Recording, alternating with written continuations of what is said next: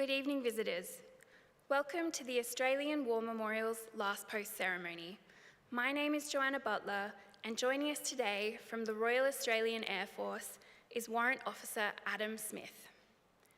This evening, we warmly welcome Brigadier General Christine Beeler, Chief at the United States Army Program, Executive Office Simulation, Training and Instrumentation, and Group Captain Bruce Chandler, representing the Air Force Association of Australia.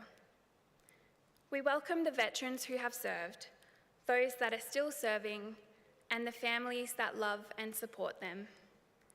The live stream of this ceremony is made possible by the Returned and Services League of Australia and the RSL and Services Clubs Association. We welcome members who are watching the broadcast of this ceremony across Australia. During this evening's ceremony, wreaths will be laid at the base of the Pool of Reflection by visitors to the memorial and students on behalf of Coolah Central School from Coolah, New South Wales. If you are able, please stand and join in singing the national anthem.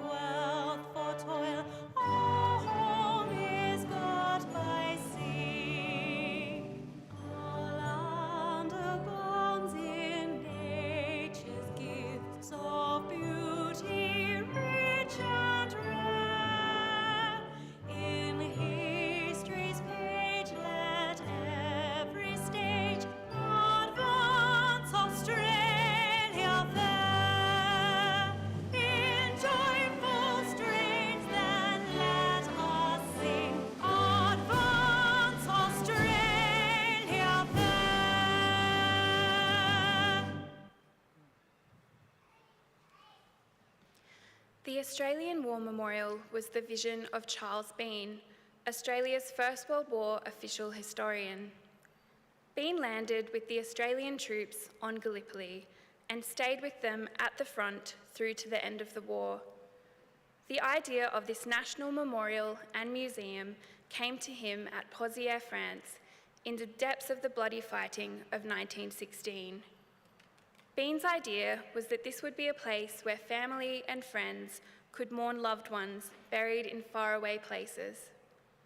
It would also be a place that could help all Australians understand what these men and women had endured and what they had done for us. Bean's vision, to which we remain true, is best expressed as inscribed in the entrance to the memorial's galleries. Here is their spirit, in the heart of the land they loved, and here we guard the record which they themselves made. Tonight we will read the story behind just one of those on the Roll of Honour, which lists the names of more than 103,000 men and women who have given their lives for us in war and on operations for more than a century. But first we present a lament, Flowers of the Forest. Wreaths or floral tributes will now be laid at the base of the Pool of Reflection.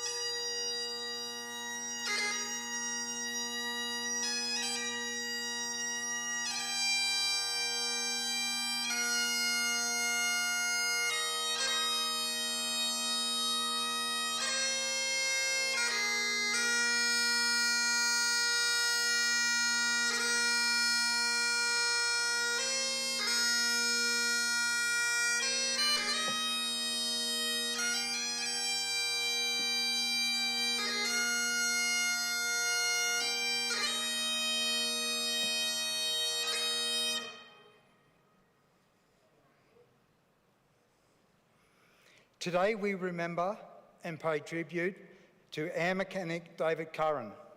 David Curran was born in 1879 in Belfast, Ireland, to Samuel and Esther Curran. Little is known of David's early life beyond his attendance at Borleycutter National School. David immigrated from Belfast to Australia in 1908 at the age of 29. In Australia, he lived in North Fitzroy and worked as a carpenter. Curran enlisted in the Australian Imperial Force on the 25th of June 1915. He was assigned to the 1st Reinforcements of the Australian Flying Corps in the rank of air mechanic. Following 6 weeks of initial training in Melbourne, he left Australia on the 10th of August in HMAT Persia, bound for India. Curran and 12 other air mechanics arrived in Basra, Iraq in September 1915. He was officially taken on strength of the Australian Flying Corps as part of the Indian Expeditionary Force in Macedonia on the 18th of September. Due to the unit's reduced size, it was known as half-flight. As part of the 6th Division of the Indian Expeditionary Force, half-flight was involved in the Tigris campaign in Macedonia. The primary aim of the campaign was to capture Baghdad and force the withdrawal of the Ottoman army from the area. Half-flight played a largely supportive role, with pilots undertaking daily reconnaissance flights and air mechanics making daily repairs and upgrade to a largely unsuitable and damaged aircraft. The beginning of the Tigris campaign were marked by Allied success, with the division capturing the city of Kutamara in late September 1915. The Ottomans withdrew to the ruins of the ancient city only 35 kilometres from Baghdad. Encouraged by intelligence reports suggesting that the Ottoman army had no reserves stationed at Baghdad, the 6th Division prepared to assault the city at the end of November 1915, supported by half-flight. Although the first day of assault was successful, reinforcements from Baghdad bolstered Ottomans' counterattacks. The 6th Division and half-flight were forced to retreat back to Kutamara. With 11,600 men trapped inside the city, a siege began. Although some members of half-flight managed to escape, among those trapped was David Curran. The members of half-flight who had escaped established a base at El Ghabi, and they airdropped food, supplies, spare parts, money and a millstone to the city. There, the Australian mechanics operated the mills, grinding the wheat and barley supplied by half-flight and making repairs to equipment in the city. But by the end of April, the 6th Division was forced to surrender to the Ottoman army. Thousands of sick and starving troops began the 1,000-kilometre march to Anatolia, Turkey, as prisoners of war of the Ottomans. The march was described by air mechanic Sloss as one of the only 2 Australians to survive the journey, as suffering almost beyond human endurance. The men were tied together, robbed of their clothing, boots and personal possessions, and harassed by hostile Bantonian tribes. Rations and water were limited, and medical assistance was inconsistent. Thousands of prisoners died of dysentery, malaria and exposure during the march. David Curran suffered badly from fever, exhaustion and malaria. Without treatment, it rapidly worsened. A fellow mechanic reflected that David was formerly a strong and powerful man, but he became a walking skeleton. After marching for over 800 kilometres, David Curran died on the 16th of June 1916 on the border between modern-day Turkey and Syria. He was 37 years old. His family in Ireland would not learn of David's fate until August 1917, and even then the report was only unofficial. His father Samuel died in January of 1918 without ever knowing the fate of his son. Easter produced a memorial card for his family and friends to commemorate David after the war. The poem read, "Sleep on, dear one, in a far-off land, in a grave that we may never see." David Curran was reportedly buried in Nisbeth Cemetery. However, in 1927, the Imperial War Graves Commission was unable to locate the grave and declared that all trace of his grave had been lost. Air Mechanic Dave Curran is commemorated today at the Baghdad North Gate War Cemetery.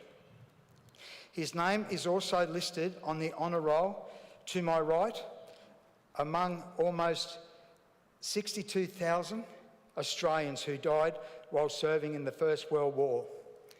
This is but one of many stories of service and sacrifice told here at the Australian War Memorial. We now remember Air Mechanic Dave Curran, who gave his life for us, for our freedoms, and for the hope of a better world.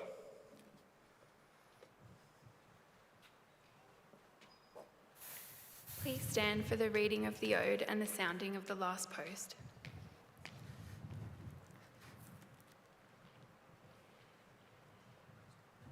They shall not grow old, as we that are left grow old. Age will not weary them, nor the years condemn. At the going down of the sun and in the morning, they will be remembered.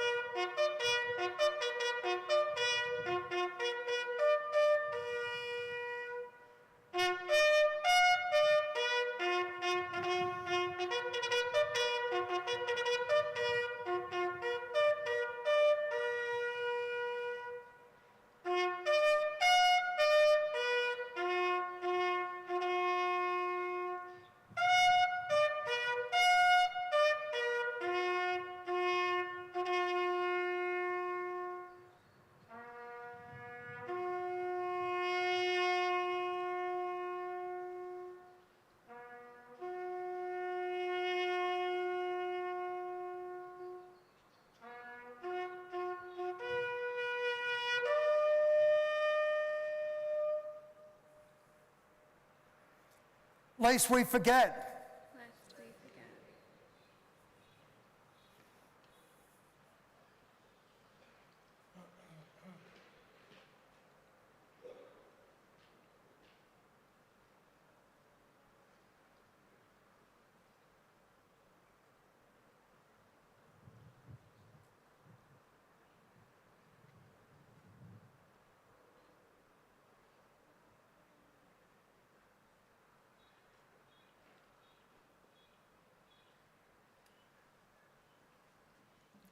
We leave you this evening with the words of the memorial's founder, Charles Bean. Many a man lying out there at Pozières or in the low scrub at Gallipoli, with his poor tired senses barely working through the fever of his brain, has thought in his last moments, well, it's over. but in Australia, they will be proud of this. Ladies and gentlemen, girls and boys, that concludes the last post ceremony. On behalf of the Director, staff and volunteers, thank you for visiting the Australian War Memorial today and for your continued support during the Memorial's development project. We wish you all a pleasant evening.